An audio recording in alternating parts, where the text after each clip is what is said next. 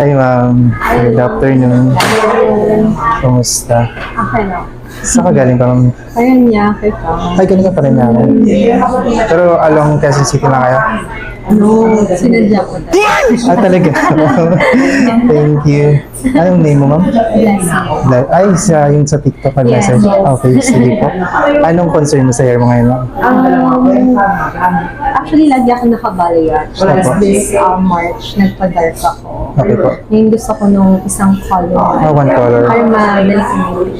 Okay, may peg kang kulay. Parang I saw your video, yung isa na, parang medyo may pagka-brownish. Ah, okay, sige. Yung mga ganyan round.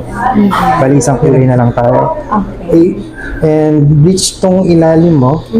Bali, normally, medyo darker to lighter yung outcome nito. Mas, tawag dito, mas visible yung pagka-brown niya dito sa ilalim sa part na naka-bleach. Okay. And how about haircut? Haircut. And soft layered ka na lang. I-keep natin yung length. Yes. Sige po ma'am. Start na tayo ma'am. Ayan. Kumusta yung kulay? Sobrang ganda. Sobrang ganda. Thank you. Sakto lang. Yung pagka-light niya, okay lang. Yes, sobrang perfect. Perfect. Thank you. Yung haircut? Yes, perfect. Thank Hira you. na ako makahanap ng size. Thank you. Ganda.